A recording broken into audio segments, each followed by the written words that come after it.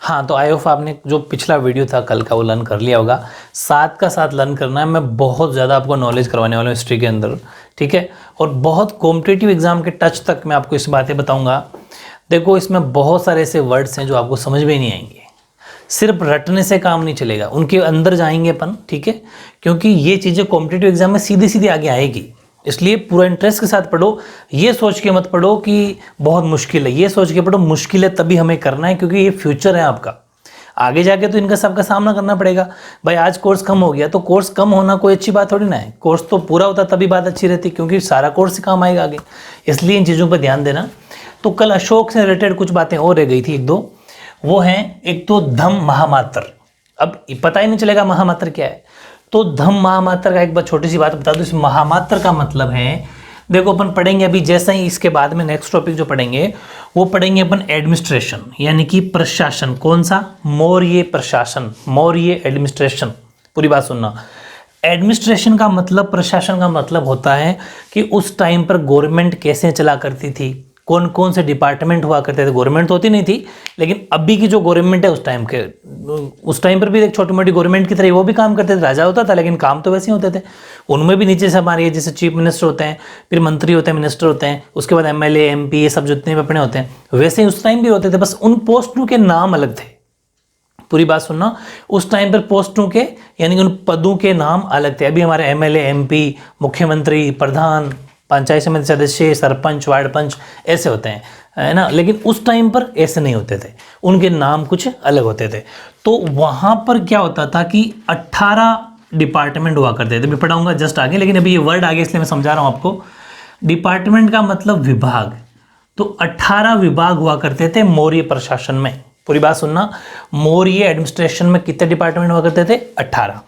इन 18 department को मिला के एक नाम, जैसे अभी क्या कहते हैं अपन, मंत्रिमंडल कह दिया, मंत्री परिषद कह दिया, है ना, मिनिस्टर कह दिया, कैबिनेट कह दिया। लेकिन उस टाइम पर इन 18 डिपार्टमेंट का एक नाम होता था और उस नाम को कहते थे तीर्थ। तीर्थ उसको कहा जाता था। हिंदी इंग्लिश सेम ही वर्ड है। तीर्थ कहा जाता था 18 डिपार्टमेंट को, 18 विभागों को। और इन तीर्थ में जो इन 18 तीर्थ कहते थे, उनमें सबका जो हेड होता था, समझ पा रहे हो, इन 18 तीर्थ को संभालने वाला जो हेड होता था वो कहलाता था महामात्र। समझ में आ गई बात? अध्यक्ष बोल दो, बोले अध्यक्ष भी कहते थे, ठीक है। यानी कि हेड बोल दो, चाहे अध्यक्ष बोल दो, चाहे प्रेसिडेंट बोल दो। किनका? जो पूरे 18 के 18 डिपार्टमेंट का हेड या फिर प्रेसिडेंट या फिर अध्यक्ष, ठीक है। ओके, अब ये वर्ड मेरे हिसाब से आपको समझ में आ गया होगा, क्योंकि देखो हिस्ट्री का बहुत नॉलेज करना बेहद जरूरी है। और ये वाली जो हिस्ट्री है बहुत अच्छे से अपन करने वाले हैं, क्योंकि ऐसी हिस्ट्री मैंने बहुत पढ़ी है। वो नॉलेज मैं आपको पूरा कॉम्पिटिटिव एग्जाम तक, RSI तक का टच में करा दूंगा, ठीक है। बस आपको थोड़ा साथ का साथ समझते हुए रहना है। अब देखो, जो राज्याभिषेक हुआ था अशोक का, उसकी 13वें वर्ष में, 13वें साल में, जैसे उसका 13 साल हुए, उसमें इसने क्या करा था? महामात्रों की नियुक्ति करी थी। महामात्र समझ गए? जो 18 डिपार्टमेंट का हेड होता था, वैसे इनके 18 डिपार्टमेंट के उसने हेड जो महामात्र थे वो नियुक्त करे। और जिनके काम क्या थे, अब देखो इसने क्या करा कि भाई 18 इसने in the 13 year of coronation Ashok appointed dhamma mahamatra, वो महामात्र इसने नियुक्त कर दिए, अपॉइंट कर दिए। इन अपॉइंट करने के बाद इनको काम सौंपा गया। जैसे हमारे भी तो होता है ना कि ये स्पोर्ट्स मिनिस्टर है, तो ये फिर ये एजुकेशन मिनिस्टर है, मतलब शिक्षा मंत्री है, या फिर ये हमारे खेल मंत्री है, उनको अलग अलग काम दिया जाता है। वैसे भी इनके भी जो महामात्र होते थे उनको काम दिया जाता था कि आपको क्या करना है, जनता में धम्म का प्रचार करो। धम्म का मतलब समझ गए? कल अपन ने पढ़ लिया। धम्म का मतलब सभी के साथ अच्छे से रहना, झूठ नहीं बोलना, प्यार से रहना, ईमानदारी, दया दान सब करना, वो धम्म है। मेरी बात समझ में आ रही है ना आपकी? अगर कल का वीडियो देखा है तो सारी बात समझ में आ रही होगी। Whose major responsibility was the propagate religion among the masses to inspire them for deeds of public welfare and charity। ये काम करना है, मतलब क्या करना है कि जनता का कल्याणकारी, मतलब कि धर्म का प्रचार करो, ठीक है, उन्हें कल्याणकारी कार्य करने तथा दानशीलता के लिए प्रोत्साहित करना, कारावास में कैदियों को मुक्त करना। कारावास का मतलब जिसको जेल हो गई है तो उनको या तो मुक्त करो या फिर उनकी सजा को कम करो। समझ पा रहे हो? सजा, ये सब ऐसे नहीं कि कोई ज़्यादा ही कोई आरोपी था, अपराधी था, उसकी सज़ा कम कर दे, ऐसा नहीं, लेकिन हाँ उसके बारे में छानबीन करो कि वाकई उसके क्या कुछ कम हो सकती है, ये बात, ठीक है। जो ऐसा मान लो कि अभी जो राष्ट्रपति के पास पावर है ना, हमारे राष्ट्रपति जी के पास क्या पावर है कि वो सजा को कम कर सकते हैं, समझ पा रहे हो, उम्र कैद को, सॉरी मृत्युदंड को उम्र कैद में बदल सकते हैं, वही वाली पावर इनके पास थी, सजा कम करना, उनके परिवार की आर्थिक सहायता करना, जैसे कोई गरीब है तो उसकी आर्थिक मदद करो, ठीक है। तो ये सब बातें हैं, यानी कि रिलीजिंग प्रिजनर्स फ्रॉम imprisonment और या फिर reducing there tenure of punishment, providing financial assistance of their dependence etcetera, ये कुछ बातें थी। मेरी बात समझ में आ गई। एग्जाम में 2 मार्क्स में क्वेश्चन आए, धम्म महामात्र क्या है, तो आपको ये लिखना है कि धम्म महामात्र अशोक के टाइम का है। अशोक का जो 13वां वर्ष था अपने कार्यकाल का, अपने राज्याभिषेक का, अपने कोरोनेशन का, उस टाइम पर इसने क्या करा था कि महामात्र नियुक्त किए थे, अपॉइंट किए थे महामात्र, और उनको ये काम सौंपे थे कि गरीबों की हेल्प करो, कोई जेल में है, कैदी है, उसका पनिशमेंट है, हो सकता है तो पनिशमेंट कम करो, हेल्प करो किसी की, ये सब वेलफेयर, पब्लिक चैरिटी वगैरह काम करो, ये सब बातें, ठीक है। फिर एक वर्ड और आ सकता है 2 मार्क्स में, अभिलेख, रॉक एडिक्ट्स। इसका मतलब ये है, रॉक एडिक्ट्स का क्वेश्चन नहीं आएगा कि अशोक के अनुसार रॉक एडिक्ट्स या फिर अशोक की अकॉर्डिंग रॉक एडिक्ट्स या फिर शिलालेख के बारे में आप क्या जानते हैं। तो 1-2 बातें 1 मार्क्स का क्वेश्चन यहाँ पर आएगा कि देखो, अशोक पहला शासक था, प्रथम शासक था जिसने अभिलेखों के माध्यम से, अच्छा रॉक एडिक्ट्स को कहते हैं क्या हिंदी में, अभिलेख, इन रॉक एडिक्ट्स के माध्यम से या फिर अभिलेखों के माध्यम से अपनी प्रजा को संबोधित किया। मतलब Ashok was the first Indian ruler to address his subjects through edicts. ये पहला बंदा ऐसा था जिसने अभिलेखों से, समझ पर, अभिलेख का मतलब मैंने आपको कल बताया था, रॉक एडिक्ट्स जो पत्थरों पे, शिलालेखों पे लिखा जाता है, अभिलेख, अभिलेखों के जरिए लोगों को समझाया। ये पहला ऐसा राजा था अशोक, समझ गए। दूसरी, अशोक जितनी भी अशोक के जो अभिलेख होते थे ना, अशोक के द्वारा जो लिखे जाते अभिलेख, वो हमेशा मोस्टली ब्राह्मी लिपि के अंदर होते थे। Most of the edicts of Ashok are in Brahmi script. Very important है, एग्जाम 1 मार्क्स में क्वेश्चन आएगा कि अशोक के जो शिलालेख हैं, सॉरी अभिलेख हैं, अशोक के जो एडिक्ट्स हैं, रॉक एडिक्ट्स, वो किस भाषा में या किस स्क्रिप्ट में या किस लिपि में लिखे गए, तो ब्राह्मी लिपि या फिर ब्राह्मी स्क्रिप्ट, याद रखना 1 मार्क्स में। फिर एक क्वेश्चन ये भी आपके आ सकता है 1 मार्क्स में, मैंने बहुत ज़्यादा मेहनत करके आपके सिलेक्टेड आइटम, मतलब सिलेक्टेड नोट्स आपके लिए बनाए हैं, बहुत इंपॉर्टेंट है कि अशोक के अभिलेखों को पढ़ने में पहली बार अगर किसी को सफलता मिली तो उसका नाम था जेम्स प्रिंसेस, क्योंकि ब्राह्मी लिपि थी तो, लेकिन इसने उसको पढ़ दिया। उसका क्या नाम था पहली बार किसने पढ़ा, James Prinsep. James Prinsep was the first person to successfully interpret the edicts of Ashoka. Very important बातें थी। अब अशोक के बारे में 1-2 नोट और लिखवाए हैं कि हालांकि ज़्यादा इंपॉर्टेंट नहीं है ये वाली बातें, जैसे अशोक के बेटे का नाम महेंद्र था तो अशोक सन्स ने महेंद्र लिख सकते हो, कहीं 1 मार्क्स में आ जाए। और 40 वर्ष की शासन किया इसने, और 232 ईसा पूर्व के अंदर इसकी डेथ हो गई, मर गया, ठीक है। After ruling the 40 years Ashok died in 232 BC, लिख सकते हो नोट्स में, ठीक है। ये काम की चीज़ें होती है, आगे काम आएगी। और ताम्रपर्णी श्रीलंका के अंदर पड़ता है ये। यहाँ का राजा था तिस, पूरी बात सुनना है ना। तिस ने अशोक से ही प्रभावित हुआ, अशोक से इतना प्रभावित हुआ कि देवनापिय की उपाधि आपको पता है अशोक को मिली हुई थी, तो यही उपाधि इसने धारण करी, देवनापिय की उपाधि धारण की। Influenced by Ashok, king Tissa of Tamraparni, Sri Lanka में पड़ती है, अडॉप्टेड द टाइटल ऑफ देवनापिय, ठीक है। देवनापिय जो टाइटल है, उपाधि इसने धारण की। वेरी इंपॉर्टेंट बातें थी, मैंने आपको अशोक से रिलेटेड जितनी भी बातें हैं इनके बाहर कुछ भी नहीं जा सकती। पॉइंट टू पॉइंट नोट्स बनाओ, अच्छे से साथ के साथ लर्न करो, ठीक है।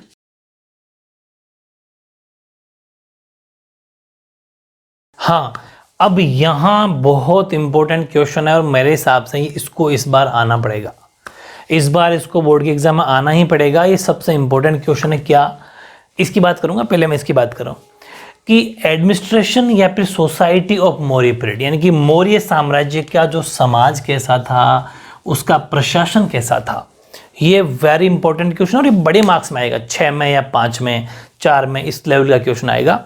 तो बहुत ही परफेक्ट तरीके से मैं आपको 6-7 पॉइंट लिखवाऊंगा इसमें। इस क्वेश्चन को बहुत ही अच्छे से आपको नोट्स बनाना है। लेकिन इससे पहले एक छोटी सी बात और रह गई थी, आपके टॉपिक दे दिया हुआ, लेकिन इससे ज़्यादा क्वेश्चन इंपॉर्टेंट नहीं है, एक क्वेश्चन आने के चांस है। वो ये हैं, हेडिंग ये है कि अशोक के उत्तराधिकारी तथा मौर्य साम्राज्य का पतन, मतलब कि कौन, तो अशोक के बाद में नीचे राजा कौन बने और कैसे मौर्य साम्राज्य खत्म हो गया। पतन का मतलब खत्म हो जाना। Success of Ashoka and fall of the Maurya dynasty, मतलब कैसे मौर्य डायनेस्टी खत्म हुई, पतन हुआ, और कौन सक्सेस अशोक के नीचे थे। तो देखो इसकी बहुत सारी अलग अलग जानकारी मिलती है। हिस्ट्री के अंदर बहुत ज़्यादा बहुत लेंथी सिलेबस हिस्ट्री का, अलग अलग बुक्स आती है, हमने बहुत बुक्स पढ़ी है मैंने। उन बुक्स की अकॉर्डिंग देखें तो आपके लेवल की बात नहीं है, लेकिन छोटी सी बात आपको ये समझनी है जो मैं 1-2 नंबर में आपके आने के चांस हो सकते हैं, वो मैंने लिख दी है कि अशोक के बाद में कुणाल राजा बना था। कुणाल, ठीक है, और कुणाल एक्चुअल में अंधा था। मैं आपको बताऊं कुणाल क्या था, एक्चुअल में अंधा था, ब्लाइंड था। After Ashok Kunal become the king who has been called धर्म विवर्धन या फिर धर्म विवर्धन, हाँ धर्म विवर्धन इन दिव्यावदान। पूरी बात सुनना, एक्चुअल में ये अशोक का ही बेटा था। देखो अशोक के खूब सारी रानियां थी, ठीक है, और उन रानियों में से किसी एक रानी का बेटा अशोक का था कुणाल, ठीक है।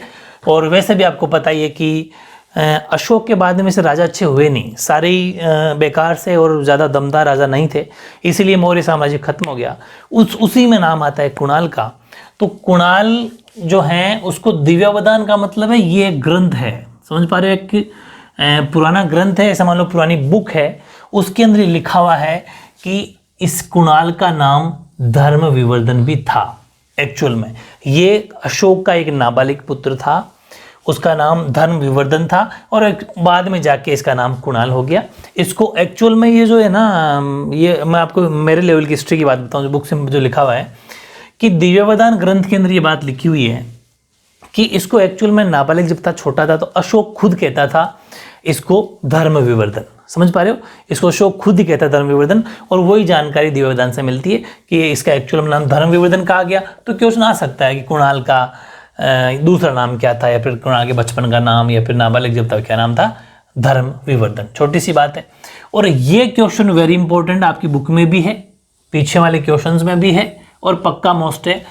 और ये क्वेश्चन इसलिए मोस्ट है कि ऐसे क्वेश्चन आते हैं कि भाई मौर्य साम्राज्य का सबसे लास्ट का राजा कौन था, लास्ट का शासक कौन था, रूलर कौन था। तो आपको आंसर लिखना है बृहदर्थ, ठीक है। बृहदर्थ अंतिम मौर्य सम्राट था, मतलब मौर्य रूलर था, लास्ट रूलर जो होते हैं, अंतिम राजा था Brihadratha, was the last Mauryan ruler. Very very important है, अभी तक ये मोस्ट है इस 3-4 लाइन में। फिर एक और है कि इस साम्राज्य का पतन हुआ तो कैसे हुआ, मौर्य साम्राज्य का पतन या fall of the Mauryan dynasty. तो देखो जो बृहदर्थ था ना, ये लास्ट राजा था, तो सीधी सी बात, इसके बाद में कोई राजा हुआ ही नहीं, इसका मतलब मौर्य साम्राज्य तो खत्म ही हुआ होगा। बिल्कुल सही बात है। तो बृहदर्थ का कोई ब्राह्मण मंत्री था, पूरी बात सुनना, बृहदर्थ का कोई ब्राह्मण मंत्री था, उसने क्या करा कि पुष्यमित्र शुंग ने, ब्राह्मण मंत्री जिसका नाम क्या था, पुष्यमित्र शुंग, इसी ने इसको मार दिया। किसको, बृहदर्थ को।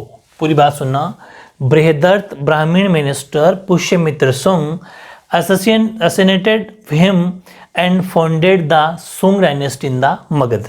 इसने क्या करा, जो बृहदर्थ का ब्राह्मण मंत्री था जिसका नाम पुष्यमित्र शुंग था, इसने इस बृहदर्थ की जो लास्ट राजा था इसको मार दिया, हत्या कर दी, और अपना एक खुद का नाम क्या था, पुष्यमित्र शुंग, तो शुंग वंश की स्थापना कर दी। इसका मतलब मौर्य वंश या फिर मौर्य डायनेस्टी यहाँ पर खत्म हो गई, और सुंग जो डायनेस्टी है वो स्टार्ट में आ गई। इसके बाद में आपको पता ही है, जैसे ही ये वाला क्वेश्चन पूरा होगा, इसके बाद में अपन शुंग वंश पढ़ेंगे। समझ पा रहे हो, क्योंकि शुंग वंश आ गया इसके बाद में, तो शुंग वंश की शासन की नींव डाली। इसका मतलब ये हुआ कि इसी बृहदर्थ का ही कोई ऐसा मान लो कि घाती, मतलब विश्वासघात करने वाला मंत्री था, ब्राह्मण मिनिस्टर, जो खुद ने ही अपने ही राजा को मार के एक शुंग वंश की स्थापना कर दी। तो इस तरीके से 1-2 मार्क्स के अंदर क्वेश्चन इन 2 पॉइंट में से आने के पूरे चांस है, ठीक है। और अब सबसे इंपॉर्टेंट क्वेश्चन नोट करो आप, और वो ये हैं जो बहुत टॉप मोस्ट क्वेश्चन है, और यहाँ से क्वेश्चन आना पक्का है। 1-1 मार्क्स के भी ढेरों क्वेश्चन बनते हैं यहाँ पर, और इकट्ठा 4 या 5 नंबर का क्वेश्चन भी यहाँ से बनता है। क्वेश्चन ये है कि मौर्यकालीन प्रशासन एवं समाज का वर्णन करो, मतलब मौर्यकालीन प्रशासन या एडमिनिस्ट्रेशन कैसा था, उस टाइम का समाज या सोसाइटी कैसी थी। पहली बात तो ये मैंने आपको जो पॉइंट लिखवाए हैं ना, देखो हर कोई इस लेवल के नोट्स नहीं बना सकता, हर टीचर अच्छा होता है, वो बात मैं नहीं कर रहा, लेकिन ये एक स्टैंडर्ड की जो तैयारी होती है ना, ये हमें आपको मेरे कॉम्पिटिटिव एग्जाम की प्रिपरेशन के अकॉर्डिंग आपको तैयारी करा रहा हूँ। तो ये नोट्स की एक लेवल है, आपको ऐसे कैसे पॉइंट पॉइंट बना के ही, क्योंकि बहुत बड़ा चैप्टर है, बहुत ज़्यादा थ्योरी है, लेकिन क्या चीज़ छोड़नी है और क्या चीज़ रखनी है, बड़ी बात तो वही है। ठीक है, हिस्ट्री जब आप बड़े होकर पढ़ोगे, इतनी इतनी बड़ी बड़ी बुक्स है, इतनी बड़ी बड़ी बुक्स है, जिसमें 5-5 हज़ार पेज होंगे, 4-4 हज़ार पेज होंगे, 2-2 हज़ार पेज होंगे। उतनी सारी को थोड़ी ना लिखते हैं पेपर में, तो 10 5-7 क्वेश्चन आएंगे, उन 5-7-10 क्वेश्चन का आंसर लिखना है उस उतनी सारी बड़ी बुक में, समरी टाइप पॉइंट बना के, जिसमें सारी बात इंक्लूड हो जाए, वो वाली बात है। तो पहला पॉइंट ये है कि मौर्य काल के टाइम में भारत ने पहली बार केंद्रीकृत शासन व्यवस्था की स्थापना हुई। A centralized government system was established for the first time in India during Mauryan period. Centralise केंद्रीकृत शासन का मतलब है, जिसने पॉलिटिकल साइंस मेरे से पढ़ी है 6ठा और 7वां, जो हमारी सेंट्रल गवर्नमेंट है उसके नीचे स्टेट गवर्नमेंट है, वैसे ही एक केंद्रीकृत शासन कैसे कि एक केंद्रीकृत का मतलब है कि मेन एक हेड होना, जैसे हमारे पूरे देश में प्राइम मिनिस्टर एक मेन हेड हो गए, एक केंद्र सरकार हो गई, और उनके एक शासन उनके हाथ में, एक केंद्रीकृत शासन होना बहुत बड़ी बात होती है, एक अच्छा सिस्टम होता है, गवर्नमेंट अच्छी बोलती है, वो सेंट्रलाइज गवर्नमेंट हो गई। ये सिस्टम पहली बार कब लागू हुआ? मौर्य काल के टाइम पर। ठीक है, अब आपको पता है कौटिल्य या चाणक्य एक ही बात है, दोनों नाम।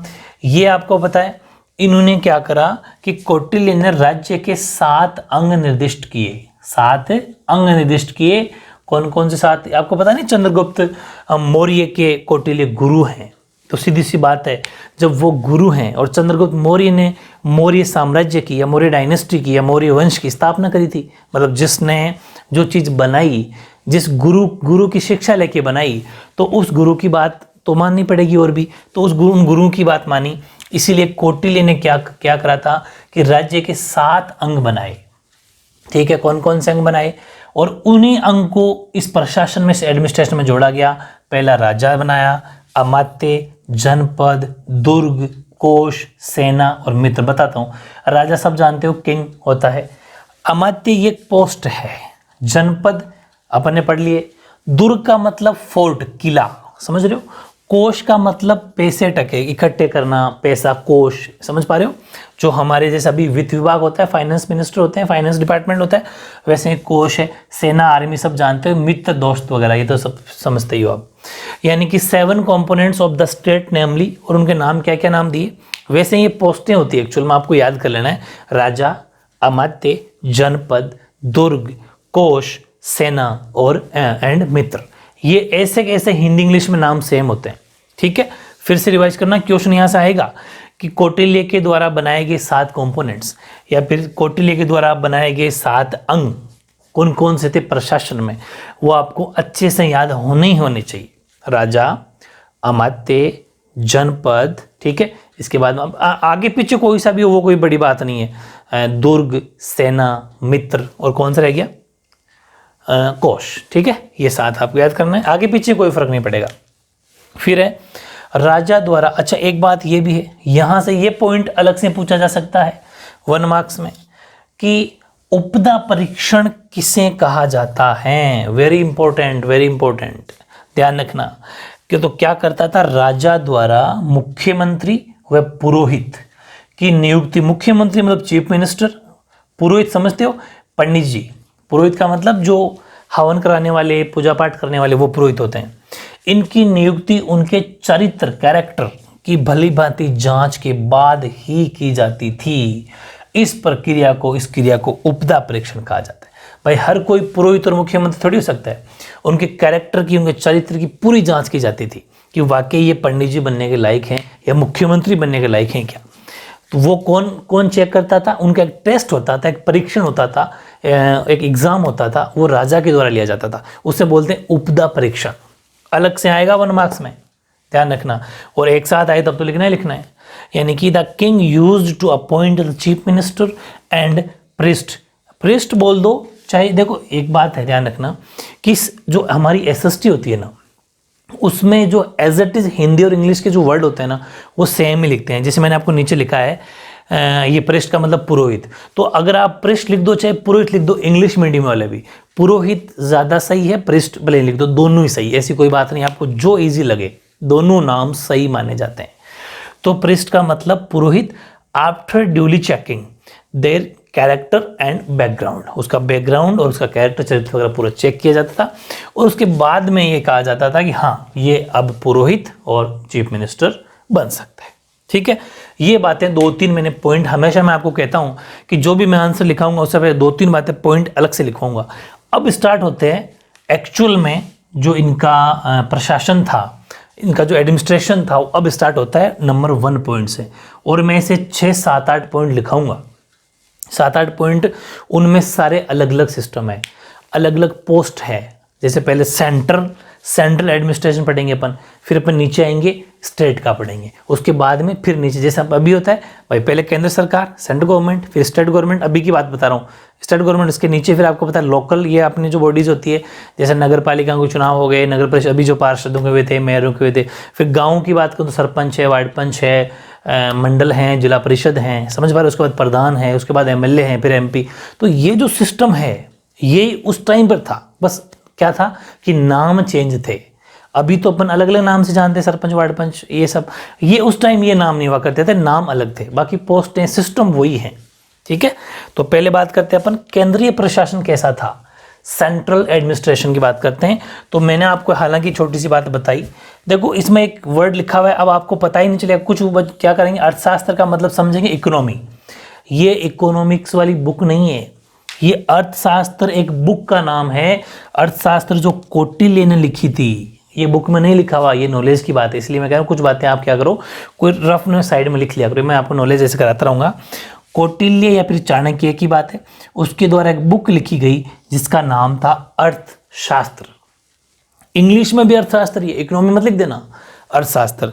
तो देखो अर्थशास्त्र में 18 डिपार्टमेंट की, अर्थशास्त्र में 18 विभागों का उल्लेख है जिन्हें तीर्थ कहा जाता है। मैंने आपको स्टार्टिंग बता दिया था, एक वहां पर वर्ड आ गया था, मैंने कहा था ये महामात्र नाम आया था, वहां पर कहा था ना आपको आज के वीडियो स्टार्टिंग में।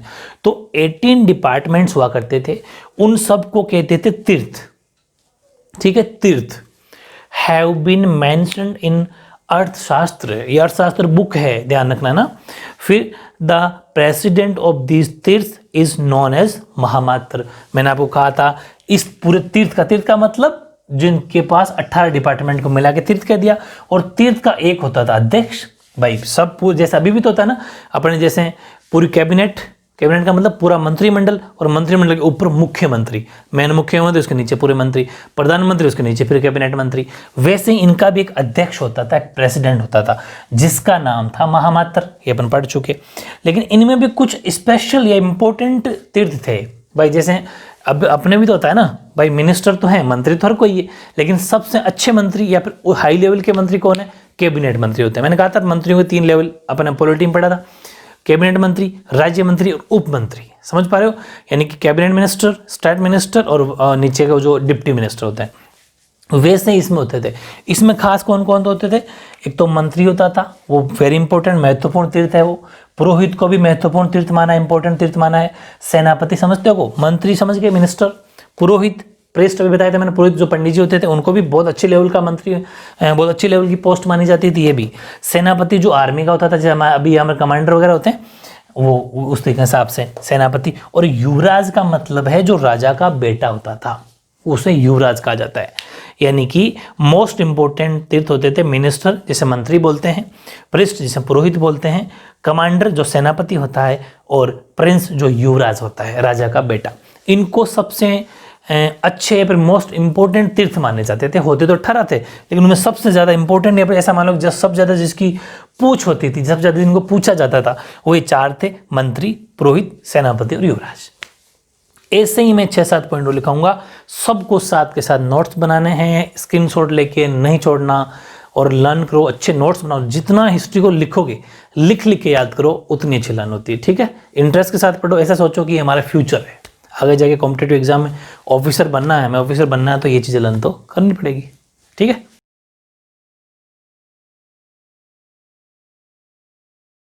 हाँ, तो एडमिनिस्ट्रेशन के अंदर ही जो मौर्य का एडमिनिस्ट्रेशन था, उसी का सेकंड पॉइंट है, वो है समाहर्ता। ये इंग्लिश वाले भी ये नंबर 2 लगा लेना, समाहर्ता। ठीक है, समाहर्ता इसका मतलब क्या होता था, जैसे अभी हमारा जो फाइनेंस मिनिस्टर होते हैं, समझ पा रहे हो, वो उस टाइम का समाहर्ता होता था। वही तो मैं कह रहा हूँ, पोस्टें वही है, बस ये कि नाम चेंज थे। हमारे जो अभी वित्त मंत्री होते हैं ना, जो राजस्व इकट्ठा करते हैं, आय व्यय का ब्यौरा करते हैं, वार्षिक बजट तैयार करते हैं, फाइनेंस मिनिस्टर, वो उस टाइम का समाहर्ता होता था। His responsibility was to collect revenue, keep record of income expenditure and prepare the annual budget. बहुत ईजी है, अभी के वित्त मंत्री या फाइनेंस मिनिस्टर से इसको कंपेयर कर लो, वो समाहर्ता होता था। ठीक है, फिर 3 नंबर की पोस्ट होती थी सन्निधाता। सन्निधाता मतलब कोषाध्यक्ष भी बोलते हैं इसको, दोनों। अच्छा, इंग्लिश वाले स्टूडेंट भी इसको कोषाध्यक्ष ही बोलना, एक ही बात है, सन्निधाता या कोषाध्यक्ष, जिसको वैसे तो ट्रेजरर बोलते हैं वैसे इंग्लिश में तो, लेकिन सन्निधाता या फिर ट्रेजरर या फिर कोषाध्यक्ष, तीनों एक ही नाम है, आप लिख सकते हो। सन्निधाता क्या करता था, ये साम्राज्य के विभिन्न भागों में, मतलब जो पूरा एम्पायर था, साम्राज्य था, उसके विभिन्न भागों में कोष गृह और अन्नागार बनवाता था। कोष गृह अन्नागार का मतलब होता है, जैसे कोष का मतलब तो हो गया कि जैसे कोई पैसों का मामला हो गया या फिर कोई ऐसे मामले हो गए ना, और एक अन्नागार का मतलब जहाँ पर अन्न होते हैं, अनाज को रखा जाता है, पूरा स्टोरेज उसका। यानी he was responsible for building treasuries and granaries in various parts of the kingdom. ठीक है, फिर नेक्स्ट लाइन से आपको लिखना, इंग्लिश वाले स्टूडेंट को भी ये नेक्स्ट लाइन से लिखना है। मैं तो स्पेस की कमी थी इसलिए यहाँ पर लिख दिया, ये लाइन आपको नीचे से लिखनी है। उस टाइम पर एक्चुअल में ये जो बात लिखी है ना, आप चाहो तो लिख लेना, ठीक है, वैसे अच्छी बात है, नॉलेजेबल है और क्वेश्चन भी आ सकता है यहाँ से। और नहीं लर्न होता तो इतना तो कर ही लेना कि ये अन्नागार या कोष गृह बनवाता था। लेकिन नीचे ये है कि उस टाइम पर अर्थशास्त्र का मतलब, ये बुक का नाम है, कौटिल्य की बुक का नाम है, चाणक्य की बुक का नाम है अर्थशास्त्र। इस अर्थशास्त्र में 26 विभागाध्यक्षों का उल्लेख मिलता है। 26 ऐसे डिपार्टमेंट थे जिसमें, जैसे कि उसमें कोई 2-4 नाम लिख देना। ठीक है, यानी 26 department heads have been mentioned in Arthashastra, which include कौन कौन से। नंबर 1, उसी में नंबर 1 था कोषाध्यक्ष। ठीक है, कोषाध्यक्ष, सीताध्यक्ष। सीताध्यक्ष का मतलब होता है एग्रीकल्चर डिपार्टमेंट। अब देखो, मतलब हम अभी क्या कहते हैं, एग्रीकल्चर मिनिस्टर। ठीक है, यानी कि अपने कह देते हैं कि कृषि मंत्री। ठीक है, लेकिन उस टाइम उसको कहते थे सीताध्यक्ष। सीताध्यक्ष ये उसके उस टाइम के नाम है, ये हमें याद तो करने पड़ेंगे। 1-2 नाम याद हो जाते हैं तो बहुत अच्छा आंसर बन जाएगा।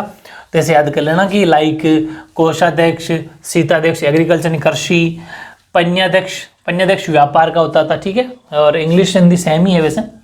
पंड्याध्यक्ष, पंड्याध्यक्ष का मतलब है व्यापार, जो बिजनेस होता है वो। फिर सूत्राध्यक्ष, सूत्राध्यक्ष का मतलब कताई बुनाई। कताई बुनाई का मतलब समझते हो, जैसे सूत काटना है, रुई, इन सब का काम होता था। ठीक है, यानी कि इसे बोलते हैं सूत्राध्यक्ष। सूत्राध्यक्ष ये हो गया टेलरिंग एंड वेविंग। फिर अगला है लूनाध्यक्ष। लूना, लूनाध्यक्ष मतलब बूचड़ खाना। ठीक है, बूचड़ खाना का काम करते थे लूनाध्यक्ष का। बूचड़ खाना इंग्लिश में बोलेंगे अपन स्लॉटर हाउस। ठीक है, बूचड़ खाना या लूनाध्यक्ष स्लॉटर हाउस। और एक और लिख दिया मैंने विविताध्यक्ष, यानी कि चारागाह। जो चारागाह जो हम समझते हो, जहाँ जानवरों के लिए चारा रखा जाता है, तो विविताध्यक्ष वो कहलाता था। पास्टुलेंट या फिर पोस्टुलेंट बोल दो, चाहे चारागाह बोल दो, एक्सेट्रा। ये 2-4 अगर याद हो जाते हैं तो अच्छी बात है। ठीक है, ये क्या थे, 26 डिपार्टमेंट उस टाइम के थे, जिनमें कोई 2-4 अपने नाम लिख दिए।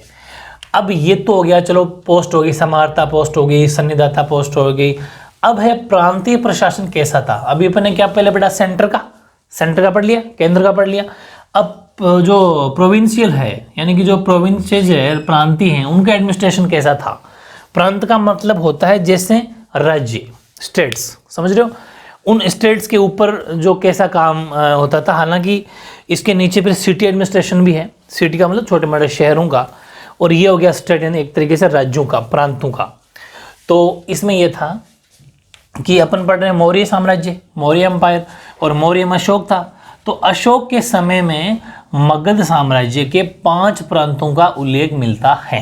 कौन कौन से 5 प्रांत है वो आपको याद करने पड़ेंगे।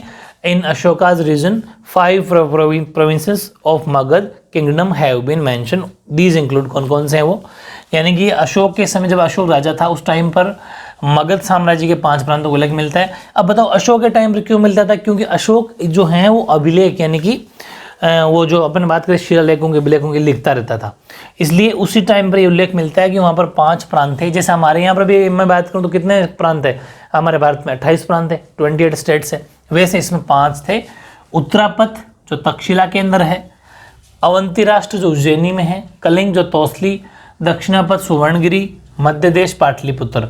ये आपको 5 याद करने पड़ेंगे, ठीक है, अच्छे से लर्न कर लेना, इनको प्रैक्टिस करनी पड़ेगी। हिंदी इंग्लिश सेम ही, उत्तरापथ तक्षशिला, अवंती राष्ट्र उज्जैनी, कलिंग तौसली, दक्षिणापथ सुवर्णगिरी और मध्य देश पाटलिपुत्र। ये जो नोट्स मैं बनवा रहा हूँ बहुत बड़ी बड़ी थ्योरी है आपकी बुक में, लेकिन उसमें सिलेक्टेड चीज़ें अपन लिख रहे हैं और इतना ही लिख के आना है, पूरी बुक एग्जाम में नहीं लिख के आनी, ये ज़रूरी है। इसलिए इसको ऐसा कैसा उतारना, साथ का साथ लर्न करना। फिर देखो, प्रांतों का शासन राजवंशीय, कुमार या फिर आर्यपुत्र, समझो, के नामक पदाधिकारियों द्वारा होता था। अब एक बात बताता हूँ मैं आपको, ये प्रांत का मतलब स्टेट है, और उस टाइम जो शासन होता था, मतलब जो ऐसा मान लो कि जो गवर्नमेंट चलती थी वो कुमार और आर्यपुत्र के नाम चलती थी। जैसे अभी मैं कह दूं हमारे यहाँ पर किसकी कैसे चलती है, चीफ मिनिस्टर, भाई स्टेट के प्रांत के अंदर क्या होते हैं, मुख्यमंत्री, वैसे उस टाइम के कुमार या आर्यपुत्र के नाम से होता था, ठीक है। तो provincial administration was administered by royal officers named Kumar या फिर आर्यपुत्र। थोड़ा सा इंग्लिश वालों के लिए गिचपिच हो गया, लेकिन मैंने ठीक कर दिया, आप समझते हुए रहना, मेरे साथ साथ लिखोगे तो आपको मुश्किल नहीं पड़ेगा, कुमार और आर्यपुत्र इस नाम से। अब मैं बता दूं एक छोटी सी बात, फिर ये वाला पॉइंट वेरी इंपॉर्टेंट है कि जो जिले का प्रशासनिक अधिकारी होता था वो स्थानिक कहलाता था, वेरी इंपॉर्टेंट। एक बात बताओ, अभी जो जिले का प्रशासनिक अधिकारी होता है वो जिला कलेक्टर कहलाता है, तो अभी का जिला कलेक्टर उस टाइम का स्थानिक, समझ गए, अभी का जिला कलेक्टर, डिस्ट्रिक्ट कलेक्टर उस टाइम का स्थानिक के नाम से जाना जाता था, यानी ठीक है। ये क्या था, प्रशासनिक अधिकारी, अधिकारी की बात चल रही है। अगर मैं राजनीति की बात करूं, पॉलिटिक्स की बात करूं, तो जिले के अंदर सबसे ऊपर कौन होता है, एमपी, मेंबर ऑफ पार्लियामेंट, सांसद, समझ रहे हो। लेकिन अभी अपन प्रशासनिक अधिकारी की बात करें तो वो होगा स्थानिक, यानी स्थानिक was the administrative head of the district, ठीक है, जो अभी का डिस्ट्रिक्ट कलेक्टर उस टाइम का स्थानिक। और फिर एक छोटी सी बात और है कि जो प्रशासन अपन पढ़ रहे हैं, जो एडमिनिस्ट्रेशन अपन पढ़ रहे हैं, इस एडमिनिस्ट्रेशन की सबसे छोटी यूनिट या सबसे छोटी इकाई का जो मुखिया होता था वो गोप था। जैसे मैं सिंपल सी बात बता दूं, जैसे गांव के अंदर सबसे छोटा जो काम होता है एक तरीके से वो वार्ड पंच होता है, या फिर वार्ड पंच के ऊपर सरपंच मान लो, वैसे ही उस पोस्ट का जो इस टाइम पर नाम जाना जाता था वो होता था गोप, समझ रहे हो, जो 10 गांव का शासन संभालता था। एक तरीके से 5 या 10 गांव का शासन अभी सरपंच संभालता है, तो अभी का सरपंच उस टाइम का गोप, मेरी बात समझ गए। तो ध्यान रखना, प्रशासन की सबसे छोटी इकाई का मुखिया गोप था, जो 10 गांव का शासन संभालता था। Gopa used to be the smallest administrative unit and he used to handle the administration of 10 villages, ठीक है, सबसे छोटा होता था, स्मॉल यूनिट होती थी प्रशासन की, एडमिनिस्ट्रेशन की, और ये पूरे 10 गांव को हैंडल करता था। अब है नगर प्रशासन, सिटी एडमिनिस्ट्रेशन, नगरों का प्रशासन कैसे होता था। तो मैगस्थनीज नाम का एक राइटर था, आपको पता है इसने इंडिका वगैरह के नाम की बुकें लिखी थी। तो मैगस्थनीज के अनुसार नगर का शासन प्रबंध 30 सदस्यों का एक मंडल करता था। इस मैगस्थनी ने एक बात बताई, मैगस्थनीज ने यह बात बताई, according to Megasthenes city administration was handled by a council of 30 members, 30 सदस्यों का एक मंडल करता था, इसने ये बात बताई।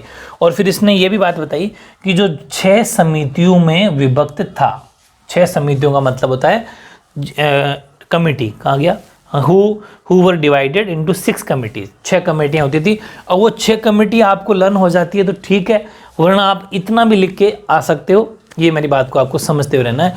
लेकिन मैं 6 कमेटी लिखाऊंगा क्योंकि अलग से क्वेश्चन आ जाए कि मैगस्थनीज की अकॉर्डिंग, या फिर सिर्फ सिटी प्रशासन पूछ ले, सिटी एडमिनिस्ट्रेशन, तब अपन को 6 की 6 समिति लिखनी पड़ेगी, 6 की 6 कमेटी लिखनी पड़ेगी।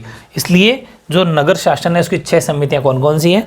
पहली समिति, प्रथम समिति जो उद्योग शिल्पों का निरीक्षण करती थी, ये, और सेकंड द्वितीय समिति विदेशियों की देखरेख करती थी, जो विदेशी होते हैं ना फॉरेनर्स, उनकी देखरेख करती थी। तृतीय समिति जन्म मरण का लेखा, जो कितने लोग मरे कितने लोग जन्मे उनका, अभी और है आगे लिखा दूंगा, है ना। तो द फर्स्ट कमिटी उसके अंदर आता था monitoring industry and artistic activities. Second committee में आता था लुक्ड आफ्टर का मतलब था देखभाल करना, लुक्ड आफ्टर फॉरेनर्स, उनकी देख रेख करना। थर्ड कमेटी का मतलब है keep records of birth and deaths, यानी कि जन्म और मरण का रिकॉर्ड, ये थर्ड कमेटी में। तो है तो बहुत इजी, प्रैक्टिस करोगे ना तो ऐसे इजीली आती रहेगी, आगे से आगे। ये पहले मॉनिटरिंग करती थी, दूसरी जो किसकी आर्टिस्ट एक्टिविटी की, और जो सेकंड कमेटी थी लुक्ड आफ्टर फॉरेनर्स को देखती थी, मतलब उनकी देखरेख करती थी। और थर्ड कमेटी के अंदर जन्म मरण का लेखा जोखा, डेथ और बर्थ का लेखा जोखा रिकॉर्ड्स रखा जाता था। थोड़ा प्रैक्टिस करोगे तो ये कमेटियाँ भी लर्न हो जाएगी, ठीक है। तो इनको साथ के साथ आपको नोट्स बनाना है।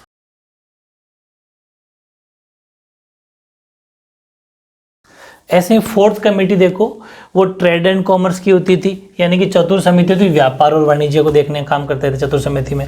पंचम समिति में क्या होता था कि निर्मित वस्तुओं के विक्रय का निरीक्षण करना, यानी कि जो कोई चीज़ें बन गई हैं उनकी देख रेख करना। निर्मित वस्तुएं मतलब चीज़ें वस्तुएं बनने के बाद में उनकी निगरानी करके आना, चेक करना। अभी भी चेकिंग होती है कि चीज़ नकली असली है, एक्सपायरी डेट है कि नहीं, वो वाला मामला उस टाइम पर भी पंचम फिफ्थ कमेटी में होता था। Monitor sales of manufactured goods. For the six committee होती थी collect 1/10 of the sale in the form of sales tax. हाँ, एक तरीके से ये आज का जीएसटी है, समझ गए। अभी की जो जीएसटी करता है ना अपना 18%, 14%, 12%, वैसे ये भी जीएसटी है। ये कैसे करता था कि जो विक्रय मूल्य होता था, मतलब जैसे आपने कोई भी चीज़ को बेचा, उसका 10वां भाग बिक्री के रूप में, जैसे आपने अगर कोई वस्तु को 100 रुपये में बेचा तो इसका 10वां भाग का मतलब होता है 1/10, यानी कि 10 रुपये आपके एक तरीके से जीएसटी के रूप में, अभी के जीएसटी के रूप में कटते थे। वो छठी समिति के अंदर आता था, यानी कि जो चीज़ बेची आपने 100 रुपये में, उसका 10वां भाग आपको देना पड़ेगा, वो छठी समिति के अंदर रखा जाता था, ठीक है। और प्रत्येक समिति में 5 मेंबर हुआ करते थे, ठीक है, 5 सदस्य। तो आप इंग्लिश वाले लिख लेना, ईच कमिटी हैव 5 मेंबर्स, ठीक है, कहीं पर लिख लो ईच कमिटी हैव 5 मेंबर्स, ठीक है। यानी कि हर कमेटी के अंदर कितने मेंबर्स होते थे? 5 सदस्य होते थे, ये लिख लेना आप। चलो इसके बाद में देखो, छठा जो है हमारे प्रशासन में वो है मिलिट्री सिस्टम। अब ये भी वेरी इंपॉर्टेंट है, ये जितने भी पॉइंट है ना, ये अलग अलग भी पूछ सकता है 2 मार्क्स में, कि बताओ कि मौर्य जो प्रशासन था, मौर्य एडमिनिस्ट्रेशन जो था, उसका मिलिट्री सिस्टम कैसा था, सैन्य व्यवस्था कैसी थी। तो बड़ा इजी है कि सेना के संगठन हेतु पृथक सैन्य विभाग था, एक पूरा सैनिकों का डिपार्टमेंट था जो 6 समितियों में बटा हुआ था, ठीक है। For organising the army there was a separate military department which was divided into 6 committees, ठीक है। और इसके बाद में 5 डिपार्टमेंट हुआ करते थे आर्मी के अंदर, 5 डिपार्टमेंट्स वर। अब देखो मैं बताऊं, जैसे अभी हमारी आर्मी अलग अलग तरह की होती है, जैसे राजरिफ है, चाहे वो बीएसएफ है, ठीक है, इस तरीके से वो अलग अलग जो हमारी अभी आर्मी होती है, वैसे भी नेवी है, एयरफोर्स है, वैसे उस टाइम पर भी होती थी। उस टाइम पर 5 डिपार्टमेंट थे, पैदल, अश्व का मतलब घोड़े, एक तो पैदल हो गए, पैदल वाले, हमें अभी की थल सेना, ठीक है, अभी हमारी जो थल सेना है ना, वो उस टाइम की पैदल के नाम जाने जाती थी। अश्व मतलब जो घोड़ों पे, घोड़े, हाथी, रथ, और नौसेना नेवी, यानी कि पैदल, अश्व, हाथी, रथ और नावल फोर्स, ठीक है, या फिर नेवी, ठीक है। ये थे हमारे 5 विभाग। फिर जो सैनिकों का, अभी देखो ये भी वेरी इजी है कि जो military affairs were monitored by Antapal. अभी का हमारा जो जनरल होता है, अभी जो आर्मी के सबसे ऊपर हेड कौन होता है? जनरल, ठीक है, ध्यान रखना। आर्मी की सबसे बड़ी पोस्ट जो होती है जनरल। तो अभी के जनरल, उस टाइम के अंतपाल। उस टाइम पर आर्मी के सबसे जो मेन सैनिक प्रबंध की देखरेख करने वाला अधिकारी कौन होता था? अंतपाल, यानी कि military affairs were monitored by Antapal. Okay, फिर है न्याय व्यवस्था, यानी कि न्याय व्यवस्था या जुडिशियल सिस्टम कैसा था, पहले न्याय होता था कि नहीं होता था, या फिर न्याय किस प्रकार होता था, किसमें? मौर्य प्रशासन में, मौर्य एडमिनिस्ट्रेशन में। तो बड़ा इजी है कि सम्राट जो होता था ना, राजा, वो सबसे न्याय प्रशासन का सर्वोच्च अधिकारी होता था। इसका मैं कंपेयर करूँ अभी प्रेजेंट टाइम में, तो हमारे यहाँ पर सुप्रीम कोर्ट का जो जज होता है, आपको पता है सुप्रीम कोर्ट में सर्वोच्च न्यायालय के जो न्यायाधीश होता है, वो सबसे टॉप लेवल का जुडिशियल है हमारे यहाँ पर न्यायिक व्यवस्था इंडिया के अंदर अभी की। तो तो उस टाइम का जो सुप्रीम कोर्ट या हाई कोर्ट तो थे नहीं, उस टाइम पर राजा जो होता था, सम्राट जो होता था, वही सर्वोच्च अधिकारी होता था न्याय प्रशासन का। यानी the emperor used to be the supreme head of judicial system. ठीक है, अब आ जाओ थोड़े नीचे लेवल में। नीचे लेवल का मतलब निचले स्तर पे बात करें अपन तो गांव टाइप में, तो ग्राम न्यायालय थे। गांव में क्या थे? ग्राम न्यायालय थे, जहां ग्रामणी या फिर ग्राम वृद्ध अपना निर्णय देते थे। जैसे खाप का नाम सुना होगा, खाप पंचायतें होती है हरियाणा वगैरह में, ये नाम फेमस है। तो यानी कि जो ग्रामणी और ग्राम वृद्ध का मतलब होता है एक बुजुर्ग आदमी या फिर 5-10 आदमी मिलकर ग्रामणी नियुक्त कर देते थे, या ग्राम वृद्ध जो सबसे वृद्ध आदमी था उनकी बात को मान लिया जाता था, वो डिसीजन करते थे। समझ पा रहे हो? ये पहले की बात थी। तो village courts were present at lower level in which the gramini and gram vriddha used to pronounce judgement, वो गांव के अंदर जजमेंट करते थे। फिर देखो ग्राम संघ और राजा के, ये तो चलो हो गया, राजा हो गया और ग्राम संघ हो गया गांव वाला। इन दोनों के अलावा अतिरिक्त जितने भी न्यायालय थे ना, वो सभी न्यायालय 2 प्रकार के थे। पूरी बात सुनना, ग्राम संघ और राजा सम्राट, इनके अलावा और भी कोई न्यायालय थे, छोटे मोटे कोई कोर्ट्स थे, वो 2 प्रकार के कोर्ट हुआ करते थे। तो वो अपन को लिखना है, यानी कि अपार्ट फ्रॉम ग्राम संघ and Kings court all the other courts were of 2 types. पहला है धर्मस्थीय, दूसरा है कंटक शोधन। अगर छोटा एक साथ आपको लर्न हो तो कम से कम नाम तो याद कर लेना, धर्मस्थीय और कंटक शोधन है बहुत इजी। धर्मस्थीय ये एक तरीके के दीवानी मामले आते थे इसके अंदर। दीवानी का मतलब होता है दीज, कहाँ गया ये रहा, dharmasthiya used to be a type of civil court, ये सिविल कोर्ट था, जबकि ये जो कंटक शोधन था ये क्रिमिनल कोर्ट है, यानी कि ये फौजदारी मामले इसके अंदर आते हैं। ये मैं दीवानी और फौजदारी आपको पॉलिटी के अंदर बता चुका, फिर भी रफली बता दूं कि दीवानी मामले कौन कौन से, जैसे चोरी, डाके, लूट, इस तरीके के जिन्हें मामले होते थे उन्हें साहस कहा गया। ये धर्मस्थीय अदालतों में रखे जाते थे। जैसे कोई चोरी हो गई या किसी ने डाका डाल दिया, कोई लूट कर दी, ये सब मामले जितने भी होते थे वो धर्मस्थीय के अंदर रखे जाते। अब मैंने आपको जब अपने सुप्रीम कोर्ट, हाई कोर्ट और नीचे डिस्ट्रिक्ट कोर्ट पढ़े थे, सेम टू सेम ये डिस्ट्रिक्ट कोर्ट, ऊपर हाई कोर्ट, फिर सबसे ऊपर सुप्रीम कोर्ट, वैसे इसमें भी थे। तो dharmasthiya used to be type of civil code, cases associated with theft, robbery and loot, also known as sahas. अच्छा ये भी ध्यान रखना, ये क्वेश्चन आ सकता है, साहस किसे कहा गया है? साहस का है चोरी, डाके व लूट के मामले जिन्हें साहस कहा जाता है, शोर उस वहाँ की मौर्यकालीन की लैंग्वेज है, ये साहस कहा जाता है। ठीक है, तो sahas were placed in front of dharmasthiya court. अगला है कंटक शोधन, ये फौजदारी मामले थे, ये दीवानी मामले थे, याद रखना। ये फौजदारी और वो कौन से हैं? दीवानी, याद रखना इस चीज़ को। नगर न्यायाधीश को व्यवहारिक महामात्र तथा यहाँ पर डिस्ट्रिक्ट लिख लो आप, जिला।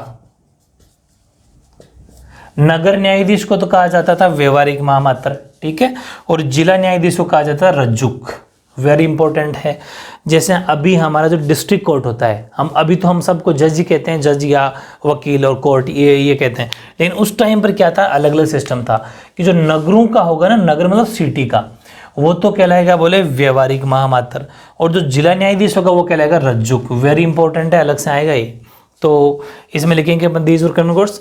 The city magistrate was called vyavaharika mahamatra and the district magistrate was called rajjuka. ठीक है, अब ये नीचे वाली लाइन में लिखना था, लेकिन मैंने स्पेस छोड़ने का मतलब नीचे वाली लाइन में लिखना है आपको। तीसरी बात है, चाणक्य के अनुसार कानून 4 मुख्य अंग है। चाणक्य ने क्या कहा कि कानून के 4 मुख्य अंग है। चाणक्य ने ये कहा, अकॉर्डिंग टू चाणक्य या फिर Kautilya, there were 4 main parts of law. कौन कौन से? धर्म, व्यवहार, चरित्र और शासन। ठीक है, धर्म, व्यवहार, चरित्र एंड शासन। हिंदी इंग्लिश सेम होती है, ये आपको लिखना है सेम टू सेम। तो ध्यान रखना, कौटिल्य ने कितने, ये अलग अलग 1 मार्क्स में क्वेश्चन आ सकते हैं कि कौटिल्य ने जो कानून के 4 मुख्य अंग बताए वो कौन कौन से 1 मार्क्स में, तो आपको क्या लिखना है? धर्म, व्यवहार, चरित्र और शासन। ठीक है, ओके। अब है, मैंने इसी क्वेश्चन में आपको लिखाया था कि मौर्यकालीन समाज भी लिखना है, यानी कि जो मौर्य सोसाइटी थी वो कैसी थी। तो वो अगर बात करें, पहली बात तो ये क्वेश्चन आ सकता है कि मौर्य सोसाइटी की जानकारी कहाँ से मिलती है। तो आपको ये लिखना है कि कौटिल्य की बुक का नाम है अर्थशास्त्र, मैगस्थनीज की बुक का नाम है इंडिका, अशोक के अभिलेख, इनसे मौर्य काल की सामाजिक व्यवस्था की जानकारी मिलती है। We get information about the social system of Mauryan period through text such as Kautilya's Arthashastra, Megasthenes Indica and from Ashoka's rock edicts. ठीक है, इनसे हमें मौर्यन सोसाइटी की या मौर्यकालीन समाज की जानकारी मिलती है। 1 मार्क्स में क्वेश्चन आएगा। इसके साथ में इन बुक से भी साथ याद हो जाएगी। पूछ सकता है कौटिल्य की बुक का क्या नाम था, ठीक है, मेगास्थनीज की बुक का क्या नाम था, और या फिर अशोक अभिलेख की मैंने आपको लिखवा दिए। तो ध्यान रखना, कौटिल्य की बुक का क्या नाम था, अर्थशास्त्र। मेगास्थनीज की बुक का क्या नाम था, इंडिका। और अशोक ने अभिलेख जो लिखे थे मैं आपको पढ़ा ही चुका। अब एक लास्ट लाइन लिखी मैंने, ये लाइन हिंदी में लिखी, इंग्लिश में नहीं लिखी, इसलिए दोनों में अब आगे बता देता हूँ। दोनों ही लाइन फिर से लिख दूंगा हिंदी वालों के लिए भी, कि कौटिल्य ने वर्णाश्रम व्यवस्था को सामाजिक आधार माना। इंग्लिश में नहीं लिखे भी लिख देता हूँ, ठीक है। और 2-3 लाइन लिखने के बाद हमारा ये समाज यानी मौर्यन समाज कंप्लीट हो जाएगा।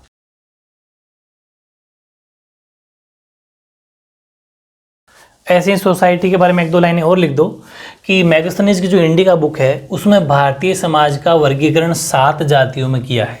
अलग से 1 मार्क्स में आ सकता है कि मेगास्थनीज की इंडिका के अकॉर्डिंग हमारा जो सोसाइटी है, इंडिया का समाज था, वो कितने भागों में डिवाइड था, कितने पार्ट्स में डिवाइड था। तो आपको लिखना है कि 7 में था। पहला दार्शनिक, दार्शनिक का इंग्लिश में बोलते हैं फिलोसोफर्स। किसान तो जानते ही, फार्मर्स। पशुपालक व शिकारी यानी कि दार्शनिक फिलोसोफर हो गया, किसान, कारीगर और शिल्पी, सैनिक। निरीक्षक को इंस्पेक्टर बोलते हैं। कारीगर और शिल्पी तो जानते ही हो। सैनिक, निरीक्षक का मतलब इंस्पेक्टर, कहते हैं ना कि उप निरीक्षक है, निरीक्षक का मतलब थानेदार जिसे बोलते हैं, इंस्पेक्टर। सभासद का मतलब है मंत्री। ध्यान रखना, सभासद का मतलब क्या है, मंत्री तथा अन्य शासक वर्ग। हो गए ना 7। दार्शनिक 1, किसान, पशुपालक और शिकारी समझते हो, पशुओं को पालने वाला, शिकार करने वाला 3, कारीगर और शिल्पी जो मकान बनाता है, शिल्पीकार वो जानती है जो मूर्ति कला वगैरह, और सैनिक, निरीक्षक, सभासद और अन्य शासक। ठीक है, ये 7 उसने बताए थे। सभासद एंड शासक। सभासद का मतलब मिनिस्टर, शासक का मतलब समझते हो रूलर्स वगैरह, किंग। ठीक है, और फिर लास्ट पॉइंट वेरी इजी है, वैसे भी याद रह जाएगा कि मौर्य काल में भी स्त्रियों की स्थिति जो कंडीशन है वुमेन्स की, वो ज़्यादा अच्छी नहीं थी, नहीं कही जा सकती। फिर भी अगर स्मृति काल की बात, स्मृति काल का मतलब अगर फिर भी इससे पहले के टाइम की बात की जाए तो उससे ठीक थी, उसकी अपेक्षा अच्छी थी। कैसे बताता हूँ, क्योंकि उन्हें पुनर्विवाह की अनुमति थी। आपको बताया इससे पहले टाइम में सती प्रथा का सिस्टम था कि अगर किसी के हस्बैंड की डेथ हो जाती है उसको साथ में सती होना पड़ता था। तो ऐसे तो कम से कम इससे इतना खराब तो नहीं थी पोजीशन, यानी कि पुनर्विवाह की परमिशन उस टाइम पर भी थी। तो during Maurya period the condition of women can't be said to be progressive but still they were in a better position as compared to Smriti period. Smriti period का मतलब था पुराने और इससे भी पुराने टाइम पीरियड से तो अच्छी थी। And they were allowed to remarry, यानी फिर से शादी करने की परमिशन थी। तो इस तरीके से मौर्य प्रशासन का क्वेश्चन आना पक्का है। आज का वीडियो बहुत इंपॉर्टेंट था, अच्छे से पढ़ना, नोट्स बनाना। अब इसके बाद में जो नेक्स्ट वीडियो आएगा वो अपन पढ़ेंगे शुंग डायनेस्टी, शुंग वंश, सातवाहन वंश। उसके बाद में सबसे इंपॉर्टेंट फिर आ जाएगा आपका गुप्त।